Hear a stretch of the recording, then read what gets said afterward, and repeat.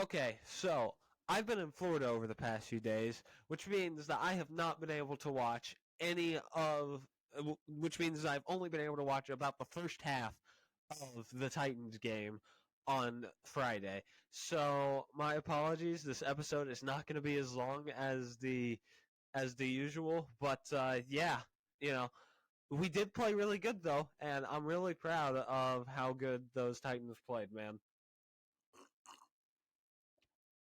Again, not coffee.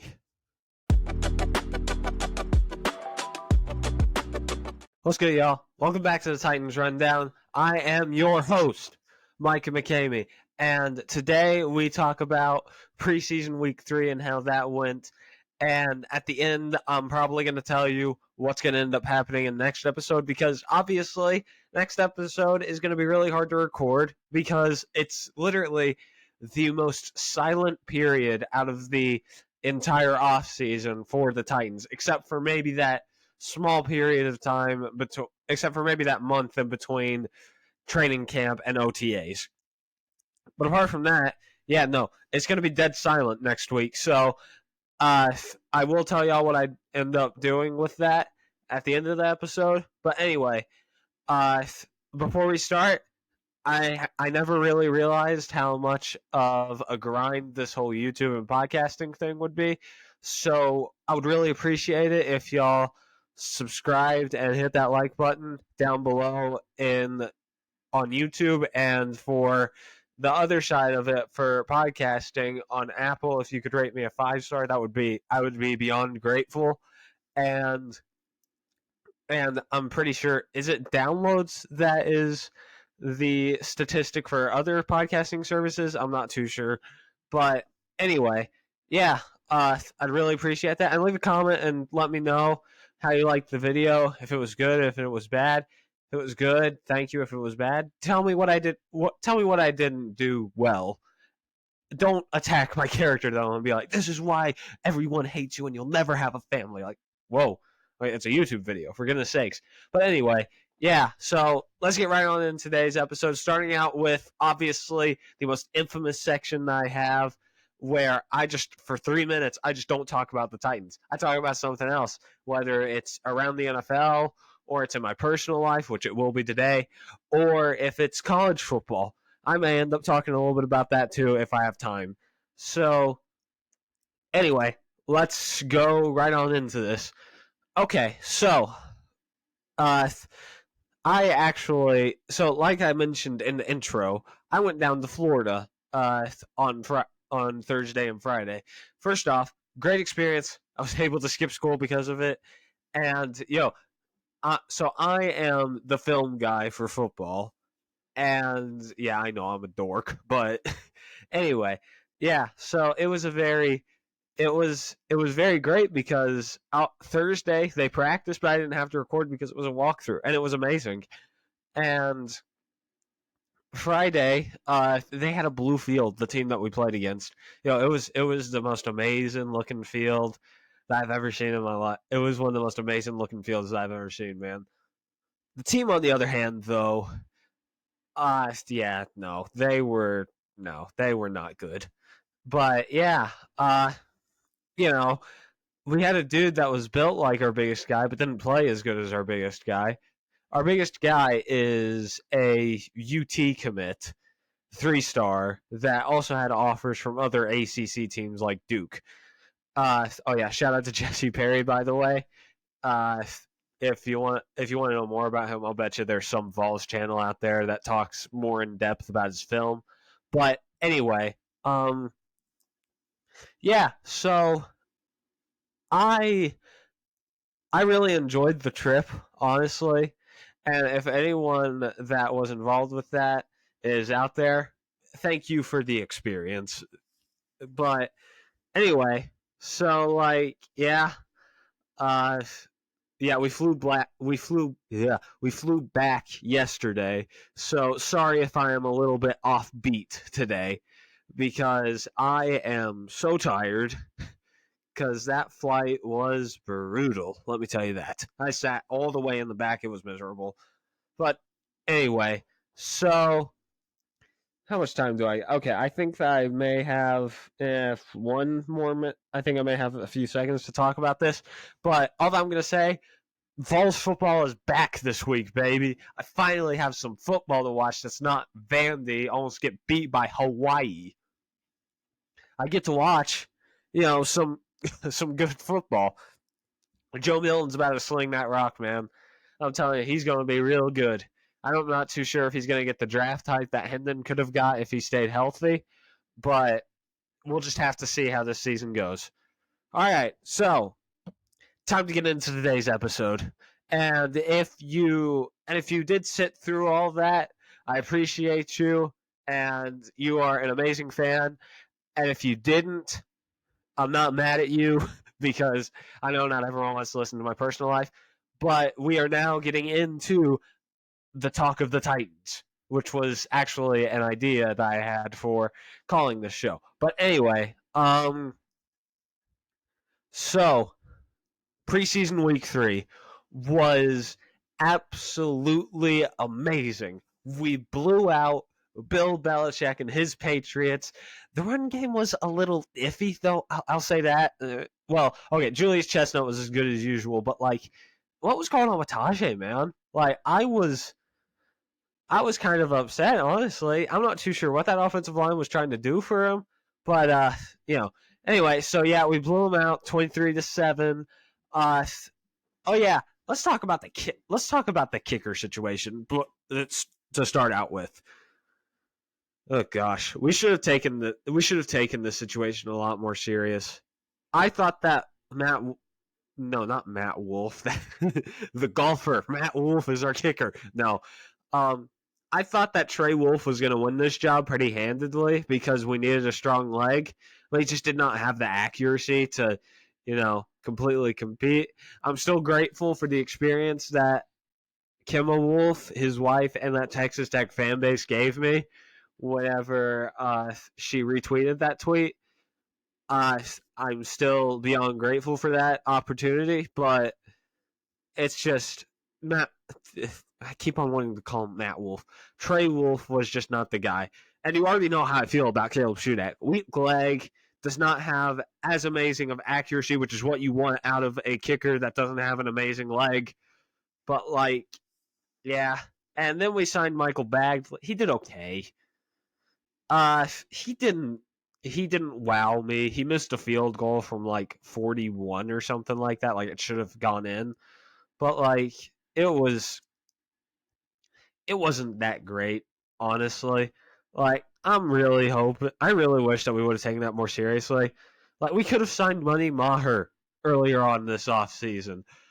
But yeah, no, we just decided to, invest in special teams instead, which I'm not upset about. Luke Gifford looks pretty good. But like oh gosh, I just don't know with the kicker situation, man. Imagine oh yeah, we could have also had Brandon McManus, who was a very good deep kicker. He didn't have an amazing year last year, but his leg is absolutely amazing. Like it's not even like he like okay, he kicks a couple of he got lucky with any of those field goals. No, they were actually good. Uh, but he went to go on and sign with division rivals, the Jacksonville Jaguars. Imagine week 18, we're playing the Jags, and we need to seal up a playoff spot, and both teams are just a field goal away. Michael Bagley walks out there feeling somewhat confident.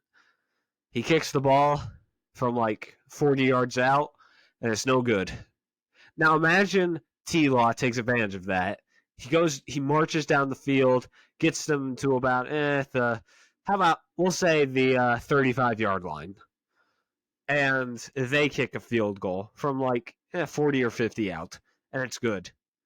Imagine how horrible that would feel, knowing that we could have signed that kicker, but no, we decided to take a risk on a young kicker who had not proven anything at the NFL level, and we signed an undrafted free agent who it does not look that amazing. I mean, I hope that he works on his accuracy and that he will ball out somewhere else, but like yeah, it's not the best situation for the kickers. Like, we'll see how Michael Beck. And I was really upset too because if Trey Wolf would have won the job, I would have come on here and been like, oh yeah, so we had this idea for like if Trey Wolf makes a kick, we could all howl whenever he does, but it didn't happen. It just wasn't meant to be. But and it's heartbreaking. But anyway, um, moving on from the kicker situation, let's talk about the QB situation. Tannehill played. Why? Like, I don't even mean that as in like, why did he play? Because like, I would have been fine with him, leading a drive, but like, we didn't let him throw.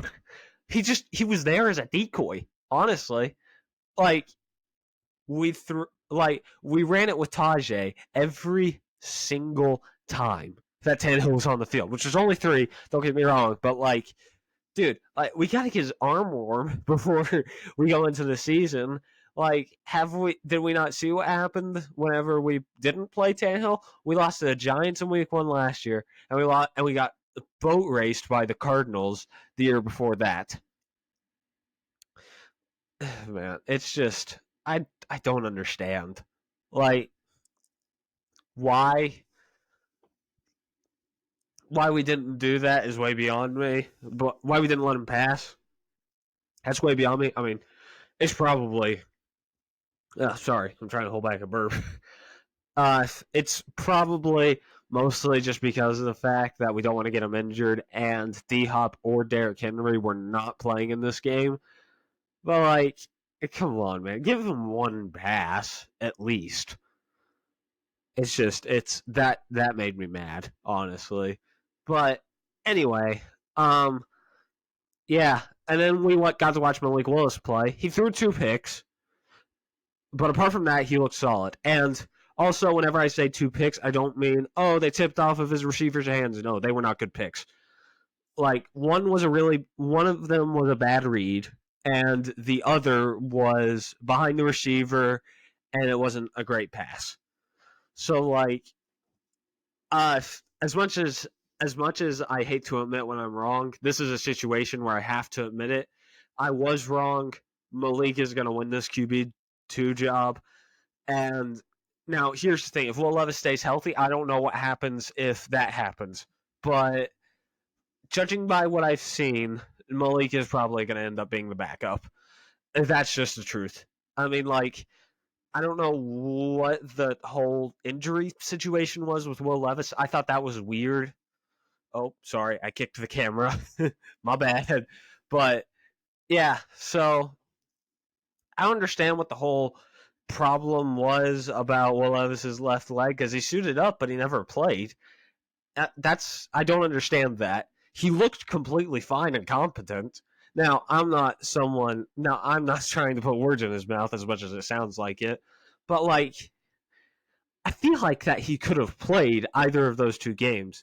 Does Vrabel not want to injure him more? Is Levis soft and we just don't know about it? Okay, I can't even say that with a straight face, because like Will Levis coming into the draft was known as one of the tougher QBs in this draft. He may be a little injury prone, but he's tough. But anyway, so yeah, uh, Levis is probably going to end up being QB3. We'll see if he can win the QB2 job at any other time of the year. But yeah, Malik's got that job on locks. And oh yeah, he did look pretty good last night. Apart from those 2 picks, he did look solid. Don't get me wrong. He made a couple of very good throws. He looked comfortable in the pocket. It was a very solid performance. And it does, and as someone who has been completely against Malik and for Will Levis, I'll just say this: I do not care who ends up winning this job because I just want someone to step up and be a good quarterback. Because in the time that I have been a Titans fan, we have not had an awesome quarterback. McNair was the quarterback before I was born. He may have died before I was born. And Warren Moon was way before I was born. And yeah, I mean, like, the one time that we even had someone that looked like he was going to be really good was Vince Young after his rookie year, and we all know how that went. But, like, man, I am I am hoping that one of these guys either ends up becoming the guy or that, uh what's his name? Oh yeah, or that we just push all the chips in and we go trade up for a quarterback. That's what I think we should have done whenever Tannehill looked like he was on the decline. I think we should have tried to go up and get a good QB. But hey, that's just my opinion. I'm not a general manager, so who knows what we're thinking. Anyway, so I got 5 minutes, dude. 5 minutes to make the rest of this episode be as good as the other two that I did because I liked the other two. The problem is that I couldn't take notes because I was recording film. Like if there was any other, if I was in the stands of this game that I've been talking about, then I would have 100% tried to go for a what's it called again? I would try to double task and I would watch that game, but I would also be on my phone, like, trying to study the game, maybe take a couple of notes and been like, and then whenever my team scored, be like, huh? Oh yeah, go Cougars. Anyway, so like, you know, it's just, give me one second. My voice gets my throat gets a little, a little raspy whenever I start talking for this long, so I always gotta take a little bit of a sip at some point in the episode, so just give me one second. So yeah, um, you know, oh, the defense allowed. Oh man, I saw this statistic. We allowed like 2 passing yards, 9 rushing yards. We forced a turnover, and I can't remember. There was one other thing that we did, but dude, like it's just, dude, our defense is gonna be good. Like we're gonna be real. Our our defense is gonna be better than it's ever been, at least in my opinion. But like I am very excited to watch this Titans team because I'm excited to see what Tannehill will do with his best weapon since AJ Brown. Let's be honest, because Traylon, got injured, and that's a whole thing in of itself. But you know, we've got, we've got D Hop. Again, best person that we've had since AJ Brown at receiver.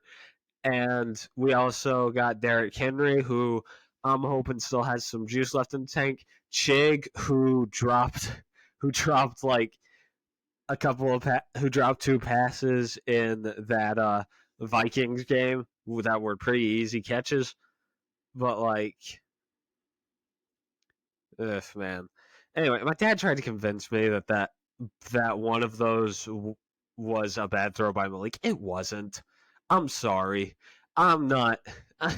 I'm just not convinced that was a bad throw by Malik after even watching it multiple times after.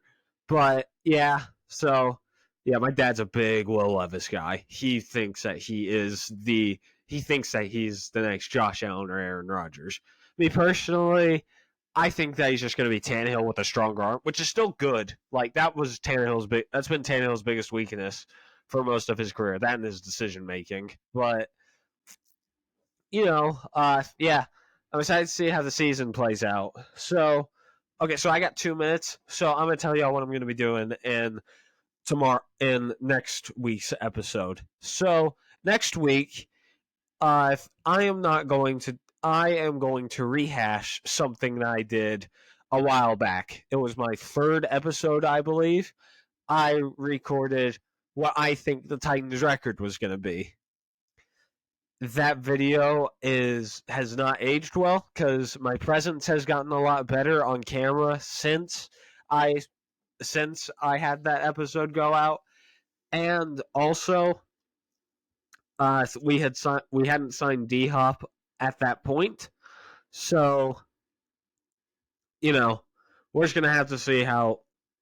You're just gonna have to come in and see what I think the records are gonna be now. Uh, yeah. AJ Brown would be proud about my record prediction, not because of what it actually is, but just because of the amount of wins. But anyway, yeah, I think that is going to wrap it up for today. Um, I have loved. I just want to say right before this episode ends, I have been so grateful for being able to be able to do this podcasting thing, and I'm really hoping that I can make this into a living. Because I'll be honest, my goal is to be able to have enough subscribers on YouTube and enough downloads on all the podcasting services to the point where I can make enough money make to make this whole thing a living, and so that way I can make other things. Like I have this idea for like an interview channel and a gaming channel. It's like it's something that I'm very passionate about, and I'm hoping that I can make this into a living. So anyway, that's going to do it for today's episode. This has been a rundown of your Tennessee Titans. I love y'all, and tighten up.